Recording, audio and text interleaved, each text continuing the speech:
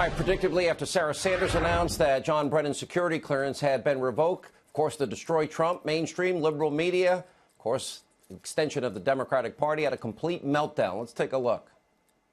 This is without precedent in modern American history. I mean, security clearances have never been used to punish people for speaking out. This is nothing short of extraordinary, and we should all be scared about the state of our democracy. The president sent his White House press secretary out there today to basically poop on the people from the press secretary podium and not only threaten, like they didn't just make a threat, it was a promise. They're snatching John Brennan's national security clearance. We begin tonight with a chilling action taken by the President of the United States that looks something like something you might see out of a dictatorship or authoritarian regime. Trump is under fire for Nixonian enemies list tactics. Those are the accusations of at least one former FBI official after the White House is publicly admitting that it is retaliating against former CIA Director John Brennan.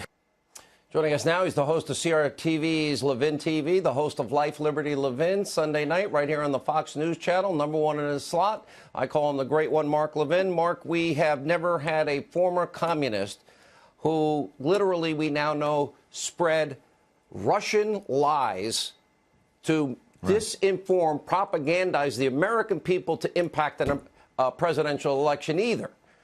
These are unprecedented times.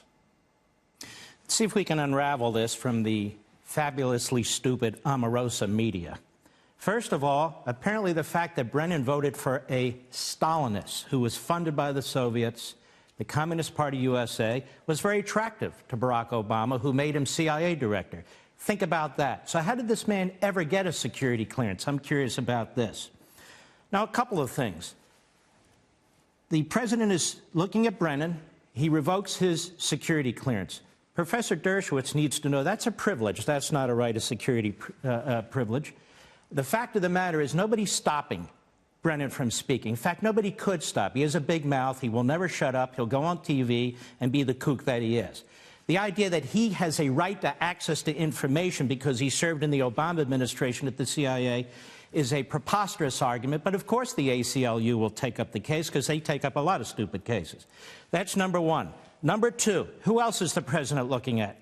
Comey. And people who are keeping score, Comey is a Republican. How many times have the media told us, Mueller's a Republican, Comey's a Republican, and even they questioned the president. Okay, you got a Republican. And by the way, for the media, most of these people the president are looking at are white. I know that's very important to you. Now, Comey was fired at the recommendation of Rosenstein.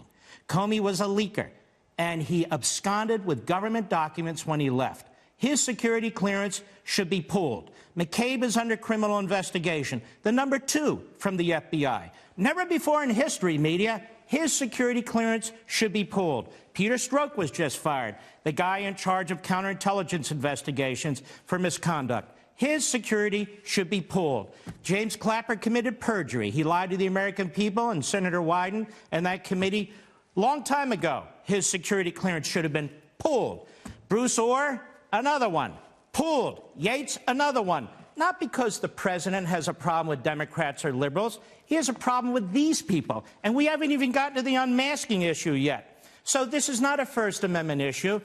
Meanwhile, when these people had security clearances, what the hell did they do with them? Well, let's take a look. The Russians interfered in our election, right? Well, who was president? Who was head of the CIA? Who was national security advisor? Who was the head of the FBI? All these people, with their security clearances, in positions of power, did nothing effective to stop the Russians from interfering in our election.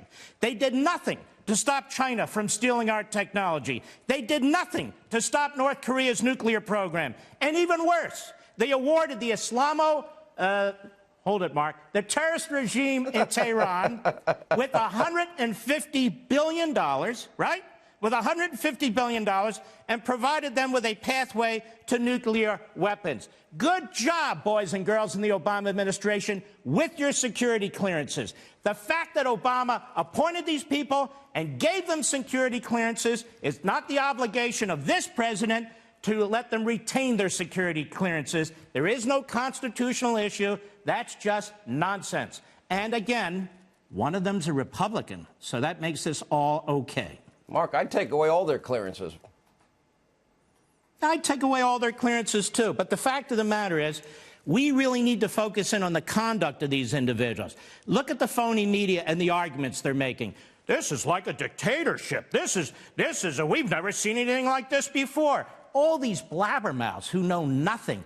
You're going to see Clapper on TV till you throw up on your loafers. You're going to see Comey, he had his book thing. You're going to see Brennan all over the place, all these phony victims and so forth and so on. Meanwhile, when they were in office, when they had their security clearances, when they had power, they didn't stop the Russians, they didn't stop the Red Chinese, they didn't stop the North Koreans, they funded the Iranians, and in fact, they are responsible for the greatest scandal in American history by interfering with our election and trying to undermine the Trump campaign.